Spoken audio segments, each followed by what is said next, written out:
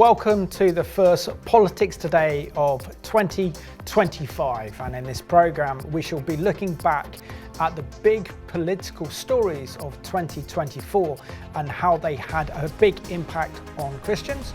Of course, 2024 will be known as the year of elections, as in this country we had the general election back in July. There was also the US presidential election. We also saw elections in Europe with European parliamentary elections, and also the French called elections as well, which means that we saw a lot of governments come and go in 2024. Let's kick off by one of the programs that we showed earlier in the year as we discussed the biggest legislation that could have a profound effect on abortion.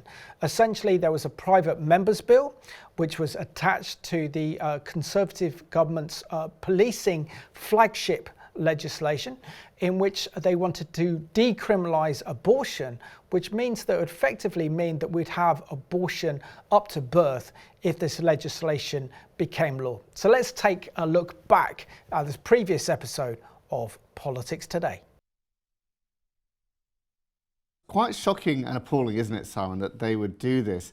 It's obviously a reaction to Roe versus Wade being overturned a couple of years ago, and the feminist movement is very keen to sort of distance themselves from that and show we're different to that. A massive, an incredibly overwhelming vote, wasn't it? I think 10-1, 780 versus 80 or something like that in the Parliament. A huge overwhelming support, and I gather the popular opinion is also massively in favour of this. It is an extraordinary move, a very significant move, and the way it was celebrated as well, just kind of sickening really to celebrate with slogans displayed on the Eiffel Tower and stuff. I mean, it's really quite disturbing, Simon. I mean, I take a bit of, the kind of consolation away is that the law in France is still that the legal limit is 14 weeks with various exceptions.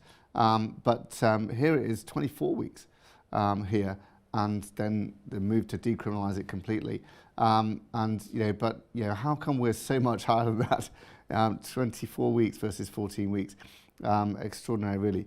But there they are. They've put it in the Constitution to try and sort of enshrine it and say it can't be changed, it can never be reversed. And it is hard to reverse because you need a massive majority to change the Constitution. There's an alarming apathy in the church in regards to abortion. It's just stunning. I don't personally really understand it, because this is of the problems that society has, particularly Western society, abortion is probably the biggest one.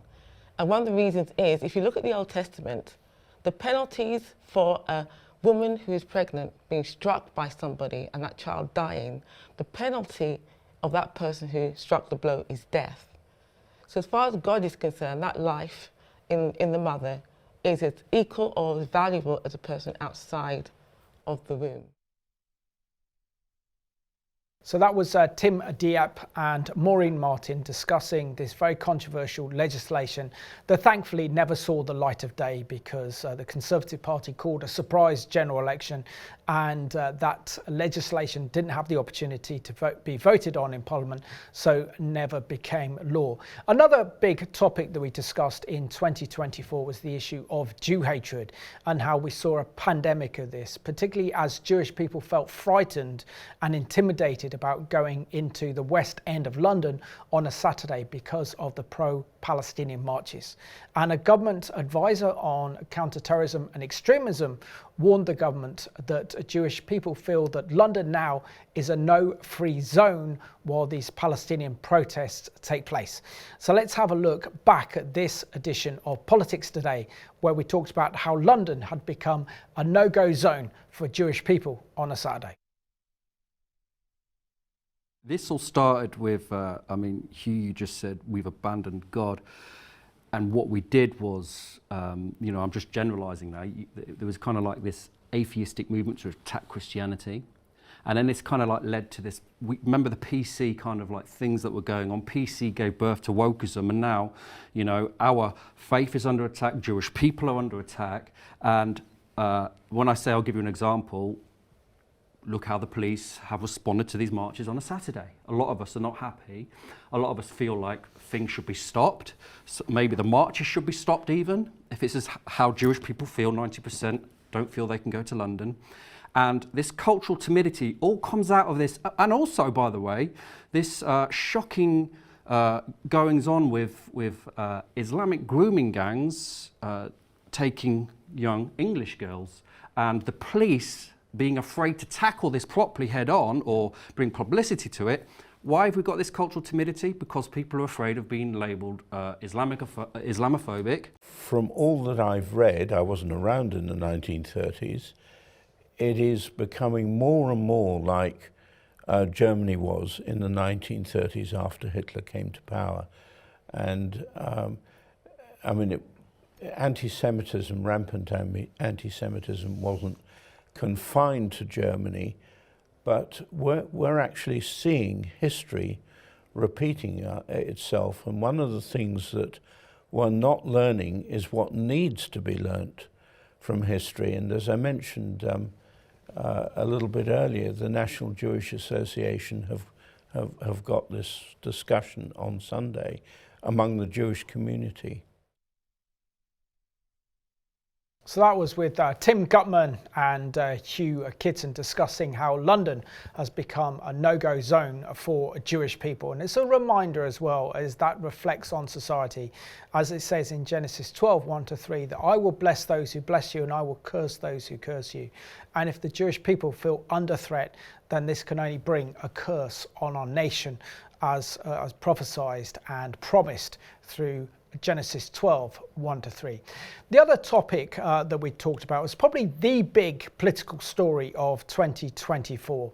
And that's how then Conservative Prime Minister Rishi Sunak called for a surprise general election to take place in July, the first week of July, which surprised so many political commentators, and so many members of Parliament were also surprised at this early election. So in this programme we discuss what is at stake in this year's general election for Christians and how should we vote. It's such a big question. There are so many concerns because those of us who are concerned for how Israel will fare are just so aware of the sort of baying hordes behind Keir Starmer. I mean, he said yesterday, he said on Bank Holiday Monday, I have changed the Labour Party. Now, this is a very dangerous thing to say. I mean, even Tony Blair didn't say that. Tony Blair had his attack dog, Alistair Campbell, keeping everyone on message, doing a very slick operation. Now, Keir Starmer, we don't know what deals he's done behind the scenes. He could have said to the baying hordes, look, just keep quiet, guys, until we won the election. Because my other big concern is about the way the nation changes. I lived through a Labour government when I was young, and it wasn't so much. It's the social engineering. They bring about changes, not even so much through legislation, but through the feeling that is around. Well, essentially, from what you just said, Simon, they're pretty much both globalists, aren't they? They're both globalists. Davos. So, absolutely. Although, WEF. But Keir Starmer, I mean, for instance, one paper put it quite eloquently that the most stable thing about Keir Starmer is his instability. Okay, he's flip-flopped on so many different issues. And this is a problem because this shows he's not really a strong leader. And the hard left of his party are ready and willing to strike. If he becomes the Prime Minister, it's not going to be long before they pretty much take over the party. Because he does not have the fortitude of the leader to keep them at bay and actually run his party the way it should be run for all the people, not just for the hard left. So that was Melanie Simmons together with Maureen Martin discussing how the Conservative government and Rishi Sunak called for a general election on Thursday, the 4th of July, which turned out to be a massive landslide and electoral catastrophe for the Conservative Party. And after the general election result, it was Keir Starmer who became our new Prime Minister, and the Labour Party had returned to power for the first time since the general election back in 2005. And with it came many questions about how Labour would govern, what this would mean for Christian freedoms in this country, but also big questions about what this would mean for this nation's relationship with Israel, with Islamist and hard left influencing the Labour Party. Big questions were to emerge about how this government would proceed in its treatment of Christians, but also Israel and the Middle East. There are many issues. Where does one begin? Firstly, there's been multiple attempts in recent years for abortion legislation to be further liberalised, which would make it even easier for people to have an abortion. And what typically happens is that it's a private member's bill. I'm thinking of 1967, when the bill from David Steele, which was a private member's bill, was not officially supported by the Wilson government of the time, but they gave it time nonetheless. So I suspect they will want to give such a bill time within Parliament, even though it won't be officially government legislation. The other thing that comes to mind, which isn't only of relevance to Christians, but every single person within this country, is euthanasia. They call it assisted dying now. That's a rebranding of language. So this puts people at risk, I should stress, even those who don't ask for the procedure to be done. That's a whole different topic for another conversation, but it puts the vulnerable at serious risk. The other things that I would talk about is there's various sets of government guidance on things like gender questioning children in schools and colleges. And that draft guidance will either be officially recognised as the final guidance by the current government, or they may choose to change it. There are some very, very good things that centre around parents and giving parents the right to be part of the process of decision making around their children if they feel that they're questioning their gender. And the whole idea of gender ideology, the government calls it a contested area, a contested theory, so it shouldn't be taught as fact. That's the government guidance. There's also RSHE draft guidance, which stands for Relationship, Sex and Health Education. That is very, very much parent-centred as it stands at the moment. It could be changed, as I say, by the government. As we saw in that extract from an earlier edition of Politics Day in 2024, raising serious questions about Christian freedoms posed by this new Labour government with its massive majority. Now, one of the other big issues that we discussed in 2024 on Politics Today was how this new Labour government treated Israel. And after the summer reset, one of the first speeches made as Parliament opened was the issue of Israel, where we saw that this government decided it wanted to limit the arms exports of sales to Israel, despite the fact that Israel was fighting a war for a very survival against Hamas. We also saw that this government decided not to stand in the way of allowing the International Criminal Court in The Hague to bring legal prosecution against the Israeli Prime Minister and former Defence Minister for alleged war crimes. So let's have a look back at this previous edition of Politics Today. It's not a surprise because a number of the members of this government were members of Jeremy Corbyn's shadow cabinet. And we know that Jeremy Corbyn, certainly, whatever you say of him personally, it's not disputed that, it shouldn't be disputed that anti-Semitism was thriving in his party, and he effectively turned a blind eye to it. So a number of those members are serving this government. Look, I think Keir Starmer and David Lammy, they're trying to walk this tightrope. On the one hand, they're aware of this huge anti-Israel sentiment within the party. They want to appease that sentiment and not work against it. On the other hand, there's a lot of Jews in this country. Traditionally, they vote Labour. They don't want to offend them. So they're trying to have the best of both worlds. But then there's another point that we mustn't forget.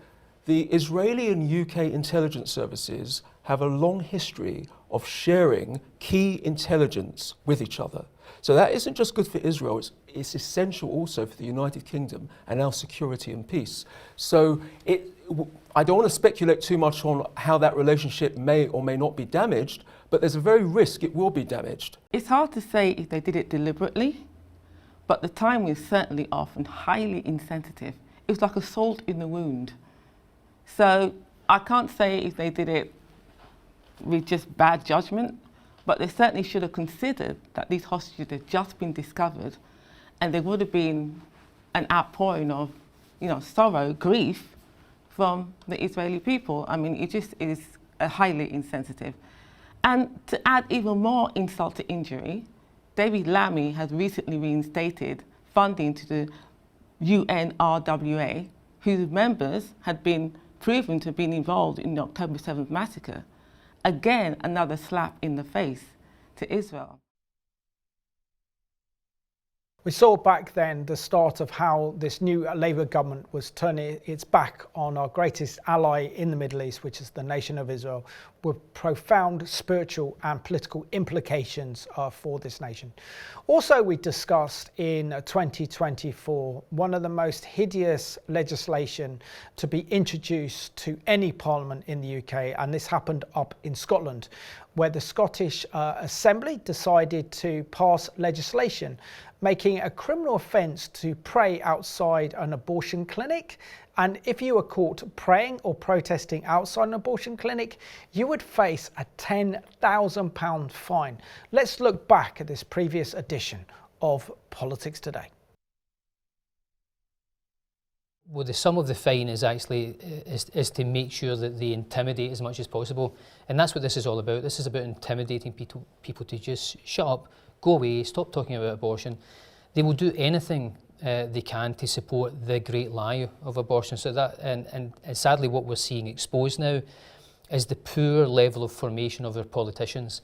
In the past, for the past, post Second World War, we saw a flourishing of a human rights understanding, that the dignity of every human person, the importance of democracy, the ability to manifest your beliefs, your faith, be able to speak about that in a democratic society. We had a flourishing of that for a few decades, and sadly we saw some badly motivated ideologues take advantage of that. They used the freedoms which were supposed to get rid of censorship. They used them to attack traditional values, to attack Christianity in particular, to mock the values of the past, to attack the family. So we've seen those freedoms that were proposed by a healthy democratic society. We saw them misused to attack their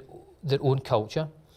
And now, when they've used them to advance their ideology right through our society, they're now imposing their own very strict censorship. So you're not allowed to disagree with them, and they will bring the full might of the law to crush you. So the £10,000 is all about that. Let's intimidate these people. Let's make them go away, because they know that they cannot withstand the power of witness and the power of argument. So they've got to find ways to do that.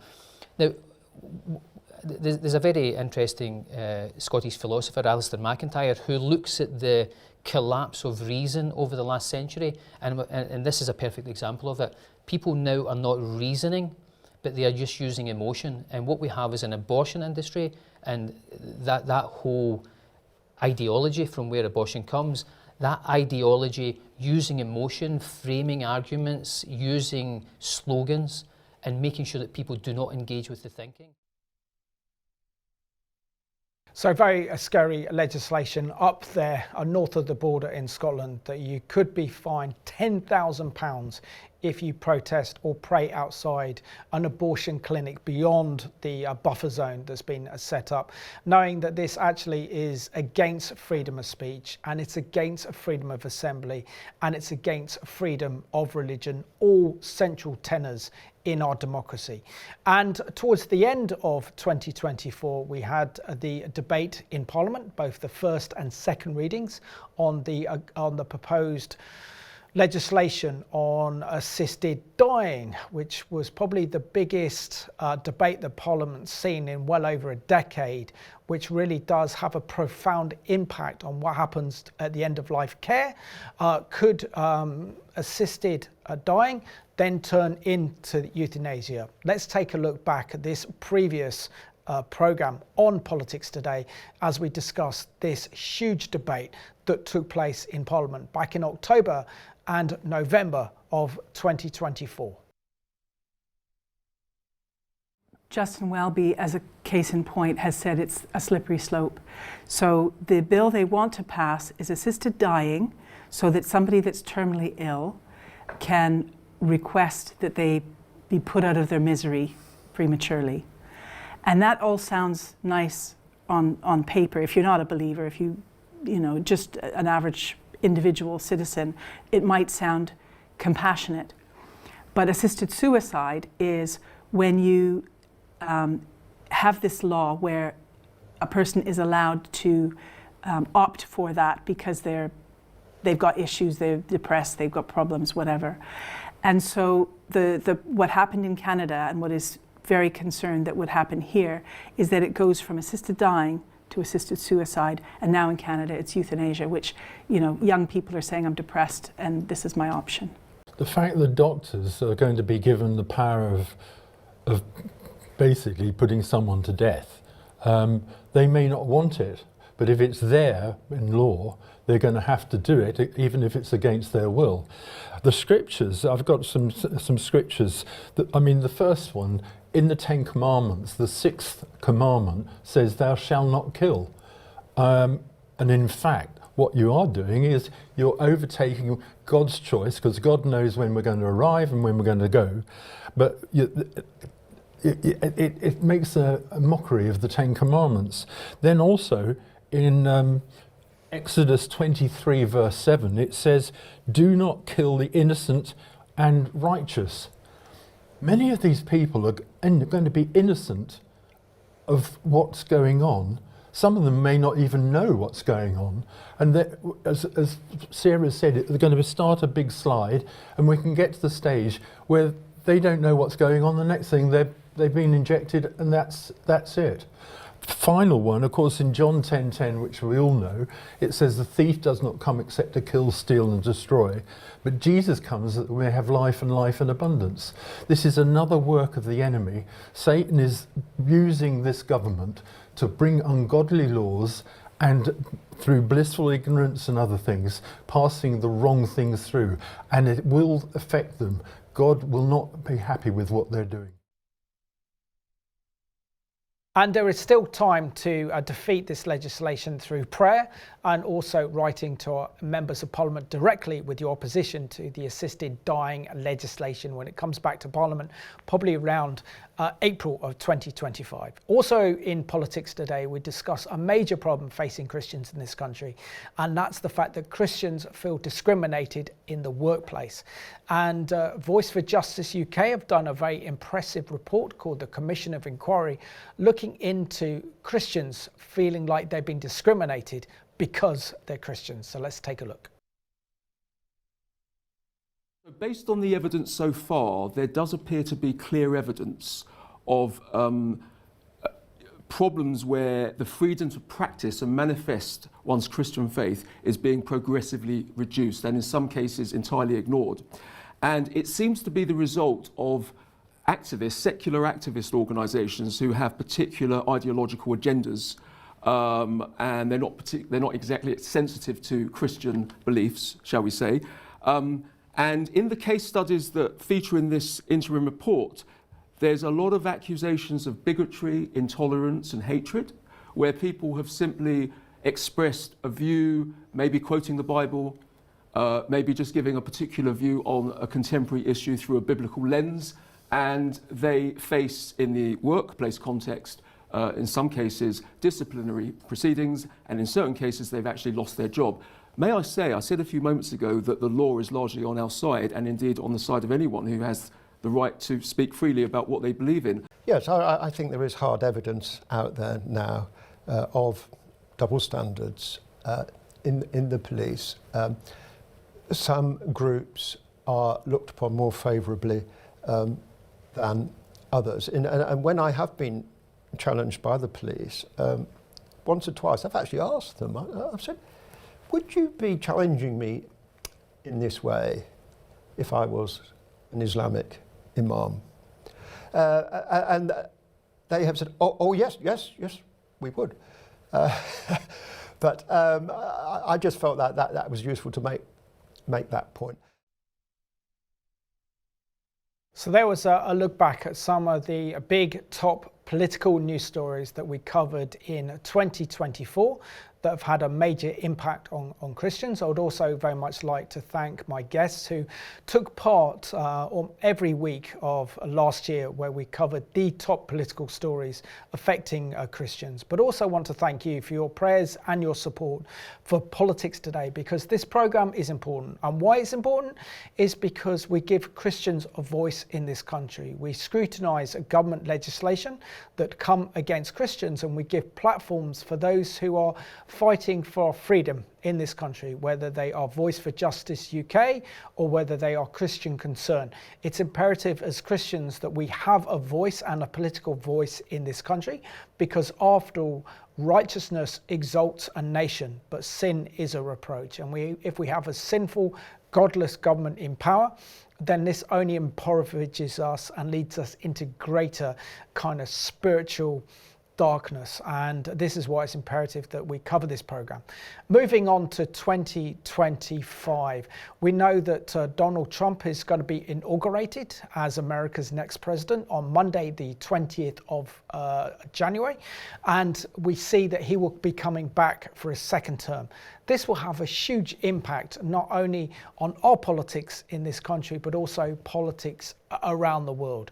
And let's hope that he brings freedom back, not only to the United States, but to the West. We also pray that he will bring back the importance of the nation state, bring back Christian values and traditional family values that all of us are craving, because we all want to live in a country where righteousness is exalted, where Christians are honoured, where old people are cherished and loved, and where we live in a community that actually cares for individuals. So I want to thank you so much for watching the first edition of Politics for 2025. We need to continue to pray if we want to see breakthrough take place with our government and our parliament. So thank you for watching this week's edition of Politics Today.